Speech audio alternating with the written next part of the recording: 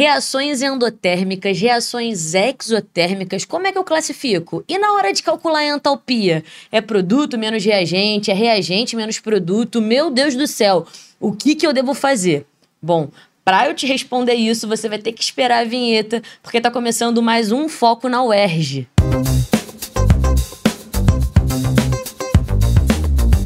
Fala galera, aqui quem fala é a professora Ariane Varela, professora de Química do time mais querido do Brasil, para mais uma questão do Foco na UERJ. Hoje a gente vai falar de uma questão que caiu no vestibular de 2016, né? Questão 8, uma questão aí para o final da prova, um pouco mais difícil, e uma questão de termoquímica que fala de cálculo de entalpia por energia de ligação. A gente vai falar um pouco das especificidades mais para frente. Fica comigo que agora a gente vai para a leitura do enunciado. Olha o que ele diz. O formol, uma solução de metanal, frequentemente utilizado em cosméticos, vem sendo substituído pelo ácido glioxílico. No entanto, a decomposição térmica desse ácido também acarreta a formação de metanal de acordo com a seguinte equação. Então, repara que a gente tem aqui o ácido, a decomposição térmica representada por esse triângulo aqui na seta, o metanal gerando CO2. E aqui ele mostra pra gente as energias de ligação das ligações, né, presentes nas moléculas participantes das reações. Vamos pro comando, né? Vamos lá. Considere a decomposição de 1 litro de uma solução aquosa de ácido glioxílico na concentração de 0,005 mol por litro. Assumindo que todo o ácido glioxílico foi decomposto, calcule a quantidade em quilojoules da energia absorvida nesse processo. Aponte ainda o número de oxidação do carbono na molécula de metanal. Galera, vamos lá. Como ele me forneceu as energias de ligação, eu não vou inventar. Eu vou fazer o cálculo de entalpia pelas energias de ligação. E de que forma eu faço isso? Primeiro, eu preciso contar as ligações que existem aí nesses compostos envolvidos. Tudo bem? E aí, recapitulando, né? Pega um momento aí de tu anotar no post-it. Existem 3 formas da gente calcular a entalpia de uma reação. A primeira é por entalpia de formação, onde a gente considera que substâncias simples têm entalpia igual a 0, tá certo? Existe a forma da lei de Hess, em que a gente precisa manipular as etapas para chegar numa etapa global. E essas etapas serão manipuladas como se fossem equações matemáticas. A gente pode inverter produto com reagente, a gente pode duplicar, a gente pode dividir, desde que a gente faça essas operações matemáticas também com as entalpias. E por último, a gente pode calcular a entalpia aí por energia de ligação. Então, o primeiro passo, gente, é ver quais são as ligações aí envolvidas, né? Quais são nessa reação. E aí, o que a gente tem? A gente tem, basicamente, né, grifando o enunciado para depois a gente melhorar na resposta. O que a gente tem? Ó, repare, calcule e aponte. O que a gente tem de especificidade nesses comandos? Só voltando rapidinho antes da gente contar as ligações. Calcule, eu preciso mostrar para você o desenvolvimento. A banca precisa ver o seu desenvolvimento, você precisa demonstrar a fórmula que você usou, você precisa mostrar as substituições, você precisa mostrar a resposta final. E o aponte é um comando curto, resposta seca, vai calcular lá na prova o NOx e vai botar a resposta bonitinho final, tá? Então vamos lá para a parte de contar, tá? Que a gente deu uma pulada aí. Olha só. Aqui a gente tem uma ligação simples, né? Carbono-carbono. Nós temos 2 ligações duplas, né? Carbono-oxigênio. Nós temos uma ligação simples carbono-oxigênio. Nós temos uma ligação simples aqui, oxigênio-hidrogênio da hidroxila. E temos uma ligação simples aqui do carbono com o hidrogênio. Pessoal, outra dica muito importante é que aqui já, como é uma reação orgânica, né? Ele optou por te mostrar em fórmulas estruturais. Mas ele podia nomear as substâncias das fórmulas moleculares e você precisar montar a estrutura. Não tem como você fazer essa questão sem montar a estrutura. Sempre monte as estruturas para contar as ligações, senão você vai se embananar, beleza? Então, lá para os produtos, o que você tem? você tem 3 ligações C dupla O, aqui ó, proveniente 2 do CO2 e uma do próprio metanal. E a gente tem aqui 2 ligações CH, tá certo?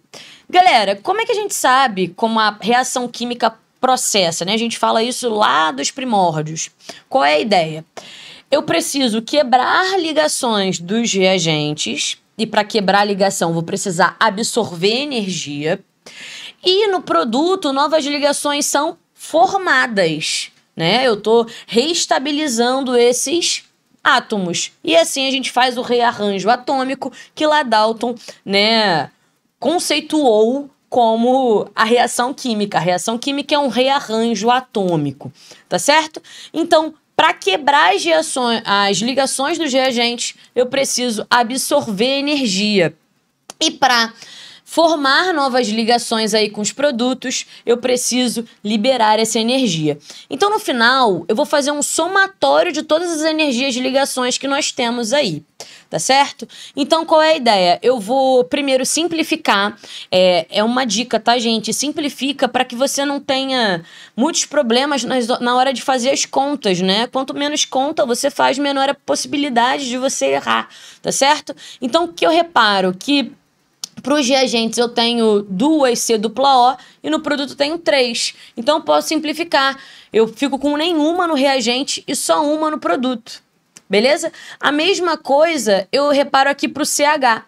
Nos reagentes eu tenho uma ligação CH e nos produtos eu tenho 2. Então eu também posso simplificar. Fico com nenhuma CH no reagente e fico apenas aí com uma CH no produto. E aí, lembrando, você vai somar essas ligações, vai usar o sinal de positivo para as ligações dos reagentes e sinal de negativo para as ligações dos produtos. Por que positivo e negativo? Vamos recapitular? Positivo porque quando o processo é endotérmico, essa energia, né, o fluxo de energia, a gente sempre representa como positivo. A gente está absorvendo energia. Então, essa absorção de energia para quebrar essas ligações vem aí do sinal positivo. Agora, quando a gente vai formar novas ligações, né, a gente está liberando energia porque a gente está estabilizando aqueles átomos nessas novas ligações, então a gente precisa, né, liberar calor. E liberar calor aqui é processos exotérmicos, são caracterizados, né, representados pelo sinal de menos, tá certo? Então, na hora do somatório das energias de ligação, você não pode esquecer dos sinais positivo para os reagentes e negativo para os produtos, tá certo? Então, não esquece disso que eu tô te falando. Então, qual é a ideia, né? Eu vou escrever sempre a fórmula, e aí você pode escrever a fórmula dizendo que é o somatório das energias de ligação, ou você pode dizer que é a soma, né, das energias de ligação dos reagentes menos aí a energia de ligações aí dos produtos.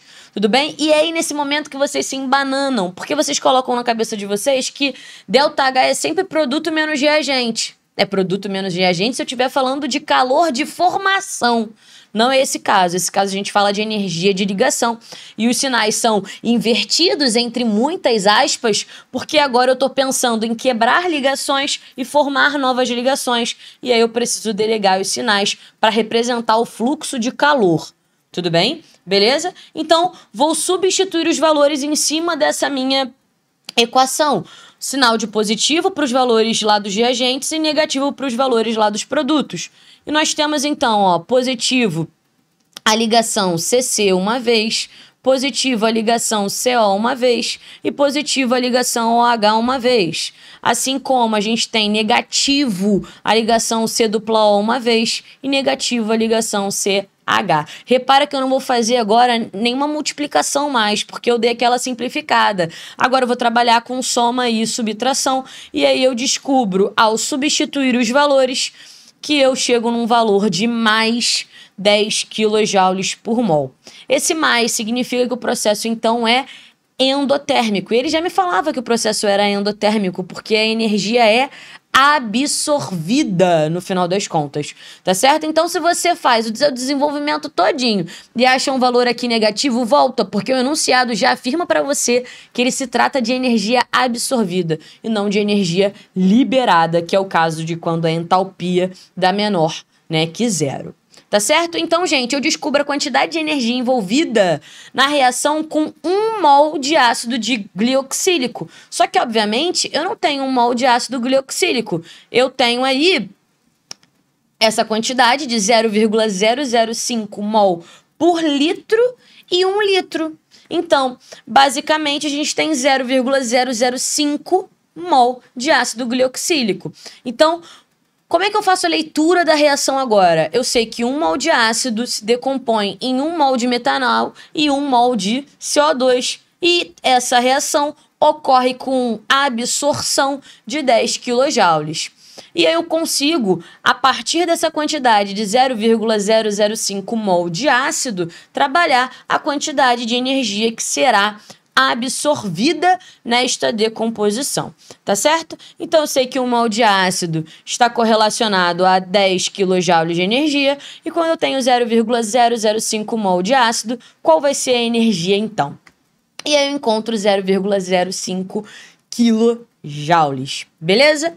Então, foi o primeiro comando, eu não pulei nenhum passo. Esse momento de vocês usarem a parte de fora da prova, né, sem ser aquele nosso espaço sagrado do espaço de resposta, é muito importante. Risquem mesmo, façam os rascunhos, façam esse tipo de contagem de ligação vai ser muito importante para você ir bem nessa questão, tá? O próximo comando, ele pede o número de oxidação do carbono no metanol. Cara, a fórmula estrutural já está aqui, pessoal. Não tem muito erro. O que a gente vai fazer agora? A gente vai contar as ligações do metanol. E como é que a gente faz isso? A gente, basicamente, vê quem é mais eletronegativo. O cara que é mais eletronegativo, ele puxa a nuvem eletrônica para si. Então, entre o carbono e o oxigênio, você vai olhar lá na tabela periódica da UERJ e vai ver que o carbono é menos eletronegativo que o oxigênio. Então, ele perde as duas ligações para o oxigênio e surge uma carga aparente no oxigênio de -2, porque ele está ganhando, né, essas duas ligações. E o carbono, como está perdendo essas duas ligações, surge uma carga aparente +2. Agora, a respeito aí da ligação carbono-hidrogênio, observando as eletronegatividades, o hidrogênio ele é menos eletronegativo que o carbono. Então, ele vai empurrar os elétrons daquela ligação covalente para próximo ali do carbono, fazendo surgir para cada ligação no carbono aí uma carga aparente de -1. O NOx, pessoal, nada mais é do que o somatório dessas cargas que surgem em cada ligação, né? Então, repara, quando eu somo -1 com -1, dá -2. Daí, das ligações que o carbono ganhou com o hidrogênio, e somo com +2 da ligação que o carbono perdeu para o oxigênio, o somatório aí, então, dá 0, tá certo? Então, vou dar uma aproximada só para você olhar aí com calma. O carbono, ele perde as duas ligações aqui para o oxigênio por conta da sua eletronegatividade. Os elétrons ficam mais próximos do oxigênio, surgindo uma carga aparente, um NOx -2 para o oxigênio. Para os hidrogênios, como ele é menos eletronegativo que o carbono, eles basicamente vão doar, né? Vão empurrar, melhor falando, esses elétrons da ligação covalente aí para cima do carbono, fazendo em cada hidrogênio aparecer uma carga aparente +1, né? Então, o NOx do hidrogênio no metanol é +1 e o carbono aí vai ficar com carga 0, porque é o somatório de todas as cargas. Beleza, gente? Tranquilo? Então, vamos lá para o nosso relembrando muito rapidinho. A termoquímica estuda o fluxo de calor envolvido nas transformações químicas. As transformações que são chamadas de exotérmica significa que o sistema, ao reagir, né, vai fornecer calor para a vizinhança. Então, combustões são reações exotérmicas clássicas. Essa vizinhança, né, quando se aproxima do sistema, como o sistema está doando calor, você tem ali uma sensação térmica de quente, Diferente do sistema endotérmico, em que o sistema rouba calor da vizinhança, então ao redor ali do sistema você sente uma sensação térmica de frio, né, de ausência de calor, e a entalpia, né, que vai mostrar pra gente a quantidade de calor envolvida nessas reações. Ela geralmente é medida por mol, né? Então, é uma propriedade extensiva que depende da quantidade da matéria. Quanto mais produto você põe para reagir, né? Mais substrato você põe para reagir, maior é a quantidade de calor envolvida, né? Sendo absorvida ou liberada, dependendo do fluxo de calor. Então, se cai numa questão para você classificar a reação quanto ao fluxo de calor, você vai dizer se é exotérmico quando libera e endotérmico quando absorve. E existem 3 formas aí de você calcular a entalpia. Relembrando, calor padrão de formação, ele vai te dar a tabelinha, vai ser produto menos reagente. Energia de ligação, ele vai te dar a tabelinha com cada ligaçãozinha que é importante, né, pro processo reacional. E aí você vai somar a energia das ligações, sem deixar de esquecer dos coeficientes, de contar as ligações que se repetem, tudo bonitinho, tá? Os coeficientes estequiométricos são relevantes, porque essas energias são dadas sempre por mol de ligação ou por mol de substância envolvida. E para a lei de Hess, vocês vão basicamente somar aí todas as etapas até chegar numa etapa global, fazendo as manipulações que a gente já disse antes. Tá certo? E aí, galera, como é que fica nosso espaço-resposta? Vamos lá. Em vermelho, a gente tem o comando calcule, né? Então, eu preciso demonstrar para a banca como eu calculei esse ΔH. Então, eu preciso colocar a fórmula é obrigatória. Eu preciso substituir, fazer as substituições, mostrar qual é o raciocínio lógico-matemático que você está usando. Substitui os valores, né, das ligações que a gente contou e bota a conta final. As continhas de soma menos, elas devem vir aqui nesses espaços em brancos ao redor da prova.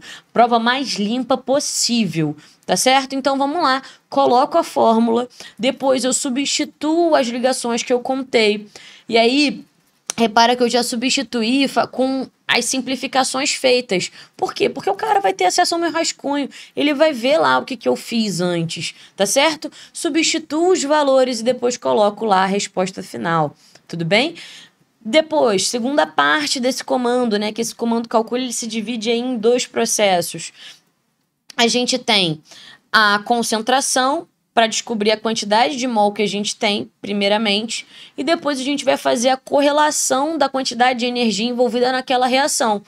1 mol de ácido está liberando aí, está absorvendo aí 10 kJ, né? Lembra que é sinal de positivo, uma reação endotérmica.